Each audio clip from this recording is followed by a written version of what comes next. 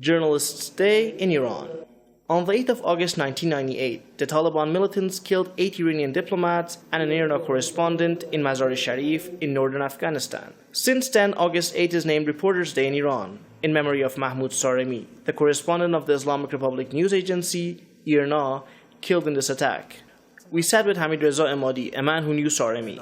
Mahmoud Saremi was killed execution style by the Taliban militants in Mazar-e-Sharif in Afghanistan. He was working over there as the bureau chief and a very active correspondent at a time of the Taliban takeover of Afghanistan with the support of the United States and many Western countries at that time.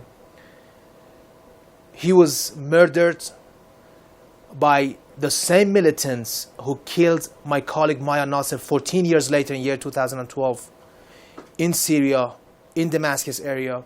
He questioned why extremists are getting armed by the West. I was asking myself why the West helps, supports, funds, and arms militant extremists who kill journalists. The recent years have been troublesome for journalists with the wars in Iraq and Afghanistan and the ongoing conflict in Syria. Many lives have been lost. As Iran marks Journalism Day, we'll look into the dangers of reporting during war and peace. Since the US-led invasion of Afghanistan in 2001, over 20 journalists alone have lost their lives. Among them was Press TV's cameraman Farhad Taqaddusi. He died in a hospital in the Afghan city of Kabul after Press TV's office came under rocket attack. In 2012, Press TV correspondent Maya Nasser was killed by militants in Damascus. But he wasn't the only one killed there. So far, over 150 journalists have been killed throughout the war in Syria.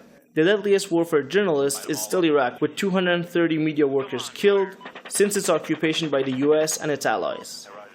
In Iran, one of the most tragic events related to journalism that comes to many people's mind is the 2005 plane crash of a C-130 aircraft in which 40 journalists lost their lives. Being a journalist in Iran has its own difficulties. The red tape involved makes getting interviews difficult and sometimes nearly impossible. When it comes to the developments of Iran, perhaps one of the major problems the journalists face, especially the investigative ones, is that the responsible officials are not available to comment.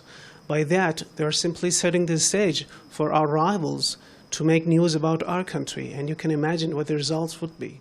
But after all this, many people still enjoy this job and are in it for the excitement and the thrill, no matter what.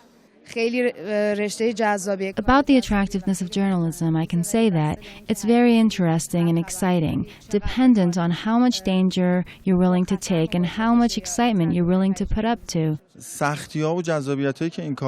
The difficulties and attractions of this job are very interesting themselves.